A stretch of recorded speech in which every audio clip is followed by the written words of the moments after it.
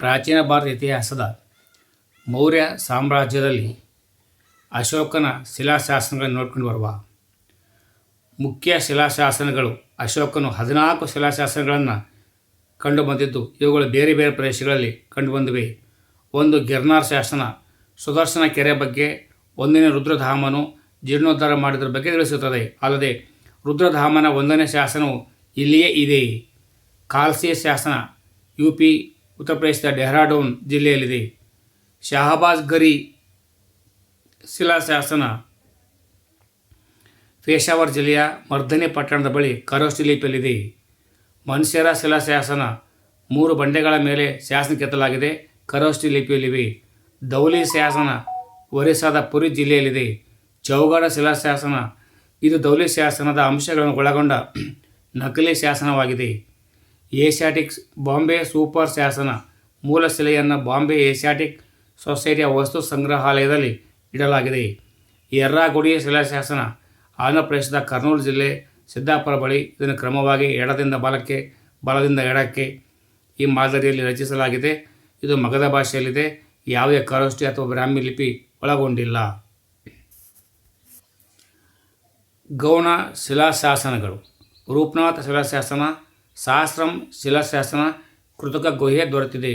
ಭೈರತ್ ಶಿಲಾಶಾಸನ, ಕಲ್ಕತ್ತಾ ಭೈರತ್ ಶಿಲಾಶಾಸನ, ಬಬ್ರು ಶಾಸನ ಪ್ರಿಯದರ್ಶಿ ಇವು ಮಗಧದ ರಾಜ ಎಂದು ಹೇಳಿಕೊಂಡಿದ್ದಾನೆ. ಮಸ್ಕಿ ಶಿಲಾಶಾಸನ ಸಿಬೀಡ್ 1915 ಜನವರಿಯಲ್ಲಿ ಕಂಡು ಹಿಡಿದನು. ಜಾನ್ ದೇವನಾಂಪ್ರಿ ಅಶೋಕ ಎಂಬ ಹೆಸರನ್ನು ಒಳಗೊಂಡಿದ್ದಾರೆ. ಈ ಬಿರುದನ್ನು ಹೊಂದಿದವನು ಅಶೋಕನ್ ಎಂಬುದು ಸ್ಪಷ್ಟವಾಯಿತು. ಬ್ರಹ್ಮಗಿರಿ, ಸಿದ್ದಾಪುರ, ಜಡ್ಡಿಂಗರಾಮೇಶ್ವರ ಶಿಲಾಶಾಸನಗಳು BL ರೈಸ್ ರವರು 1892ರಲ್ಲಿ ಕಂಡುಹಿಡಿದರು. ಗವಿಮಠ, ಪಾಲ್ಕಿಗೊಂಡು ಶಿಲಾಶಾಸನಗಳು. ರಜಲ, ಮಂಡಗಿರಿ ಶಿಲಾಶಾಸನ, ಗುಜಾರ ಶಿಲಾಶಾಸನ ಮಧ್ಯಪ್ರದೇಶದಲ್ಲಿದೆ. BC ಛಬ್ರಾ ಎಂಬುವರು ಕಂಡುಹಿಡಿದರು. ಅಶೋಕನ ಪೂರ್ಣ ಹೆಸರು ಮತ್ತು ಬಿರುದನ್ನು ಒಳಗೊಂಡಿದ್ದು ಏಕೈಕ ಶಾಸನವಾಗಿದೆ. ದೇವನಾಂ ಪ್ಯಾಸ್ ಪ್ರಿಯದರ್ಶಿನೋ ಅಶೋಕ ರಾಜಸ ಎಂದಿದೆ. ಆಹಾರ ಶಿಲಾಶಾಸನ ಈ ರೀತಿಯಾಗಿದೆ. ಮುಖ್ಯ ಸ್ತಂಭ ಶಾಸನಗಳು. ದೆಹಲಿ ತೋಪ್ರಾ ಸ್ತಂಭ ಶಾಸನ. ತೋಪ್ರಾ ಹಳ್ಳಿಯಲ್ಲಿ ಇದನ್ನು ಫಿರೋಜ್ ಶಾ ತುಘಲಕನ ದೆಹಲಿಗೆ ಸ್ಥಳಾಂತರಿಸಿ ಫಿರೋಜಾಬಾದ್ನ ತನ್ನ ಅರಮನೆಯಲ್ಲಿರಿಸಿದ.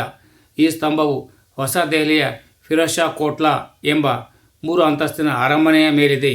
ಈ ಸ್ತಂಭ ಶಾಸನಗಳ ಬಗ್ಗೆ ಅಶೋಕನ ಶಿಲಾಶಾಸನಗಳಲ್ಲಿ ಜೇಮ್ಸ್ ಪ್ರಿನ್ಸೆಪ್ ಎಂಬುವರಿಂದ ಓದಲ್ಪಟ್ಟಿತು. ದೆಹಲಿ ಮೀರತ್ ಸ್ತಂಭ ಶಾಸನ. ಫಿರೋಜ್ ಶಾನು ಇದನ್ನು ದೆಹಲಿಗೆ ತಂದು ಕುಷ್ಕೆ ಶಿಕಾರ್ ಅಥವಾ ಬೇಟೆಯ ಅರಮನೆ ಬೆಟ್ಟದ ಬಳಿ ನಿಲ್ಲಿಸಿದನು. ಅವಶೇಷಗಳ ಅಡಿ ಹೂತು 5 ಚೂರಾಗಿ ಸಿಕ್ಕಿತು. ಕಲ್ಕತ್ತಾದ ಏಷ್ಯಾಟಿಕ್ ಸೊಸೈಟಿಯ ವಸ್ತು ಸಂಗ್ರಹಾಲಯದಲ್ಲಿ ಇಡಲಾಗಿದೆ. ಲೌರಿಯ ಅರಾರಾಜ್ ಮತ್ತು ಲೌರಿಯ ನಂದನ್ಗರ್ ಸ್ತಂಭಗಳು. ಕನಿಂಗ್ ಹ್ಯಾಮರು ಈ ಹೆಸರುಗಳಾದ ಕರೆದರು. ಲೌರಾ ಎಂದರೆ ಲಿಂಗ ಎಂದರ್ಥ. ಅರರಾಜ್ ಎಂಬ ಶಿವನ ದೇವಾಲಯದ ಹೆಸರನ್ನು, ಈ ನಂದನ್ಗರ್ ಎಂಬ ಕೋಟೆಯ ಹೆಸರನ್ನು ಗುರುತಿಸಲು ಬಳಸಿಕೊಳ್ಳಲಾಯಿತು. ಔರಂಗಜೇಬ್ ಬಗೆಗಿನ ಅಂಶಗಳು ಕಿತ್ತಲ್ಪಟ್ಟಿವೆ. ರಾಂಪುರ ಸ್ತಂಭಶಾಸನ ಚಂಪಾರಣ್ಯ ಜಿಲ್ಲೆ ಕಾರ್ಲೆ ಎಂಬುವರು ಕಂಡುಹಿಡಿದರು.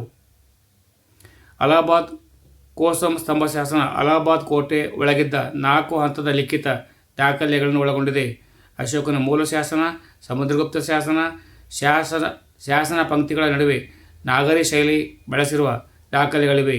ಜಹಾಂಗೀರ್ನ ಶಾಸನ ವೃತ್ತಾಂತದ ಪ್ರಕಾರ ಭೀಮಸೇನನ ಗದೆ ಎಂದು ಕರೆಯುತ್ತಾರೆ.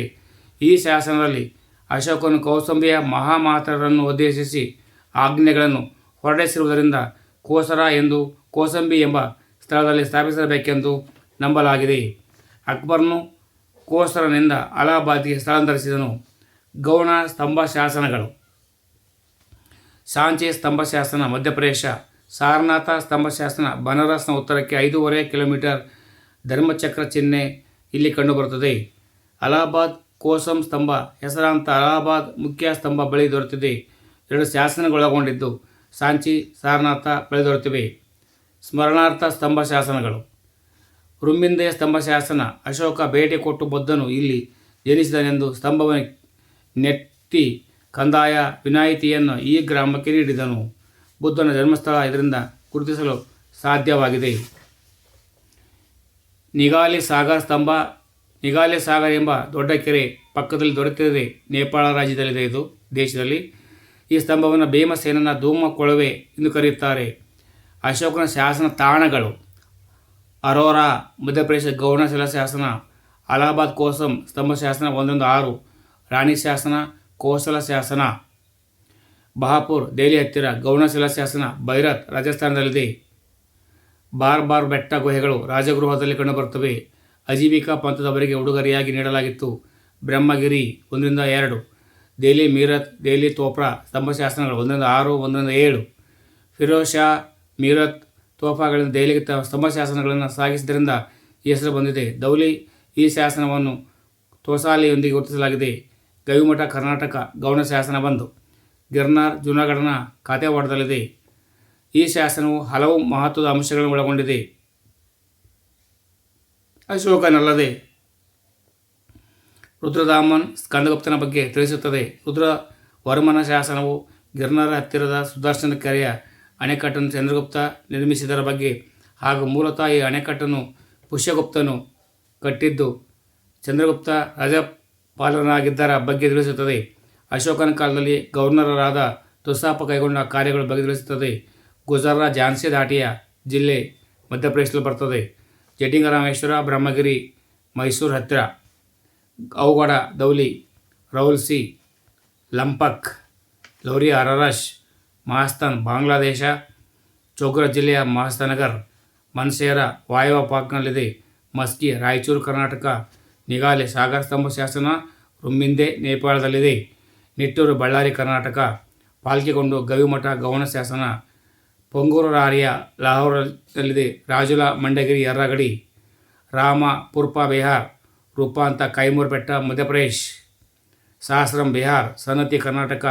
ಪ್ರತ್ಯೇಕಲಿಂಗ ಶಾಸನ ಸೇರಿದಂತೆ ಎಲ್ಲ 14 ಶಿಲಾಶಾಸನಗಳು ಗೌಣವಾಗಿ ದೊರೆತಿರುವುದನ್ನು ನಾವಿಲ್ಲಿ ನೋಡಬಹುದಾಗಿದೆ. ಸಾಂಚಿ ಪ್ರಸ್ತುತ ಕಾಕಾನರ, ಬೂಟಾ, ಭೋಪಾಲ್, ಸಾರನಾಥ್, ಬನಾರಸ್, ಶಬಜಗಡಿ, ಪೇಶಾವರ್. ಸಿದ್ದಾಪುರ ಕರ್ನಾಟಕ.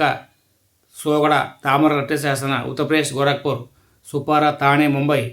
ಉದಯಗೊಳ್ಳಂ ಕರ್ನಾಟಕ. ಯರ್ರಾಗಡಿ ಕರ್ನೂಲು ಆಂಧ್ರ ಪ್ರದೇಶ್. ಒಂದು ಕಡೆ ಸೇಮ ಇಟ್ಕೊಳ್ಳಿ, ಇಂಥಲ್ಲ ನಾಳೆ ಉಪಯೋಗ ಬಂದೇ ಬರ್ತದೆ. ಜೈ ಹಿಂದ್, ಜೈ ಕರ್ನಾಟಕ, ಜೈ ಭಾರತ್ ಮಾತೆ. ಸರ್ವರಿಗೂ ಶುಭವಾಗಲಿ. ಸರ್ವೇ ಜನೋ ಸುಖಿನೋ ಭವಂತು.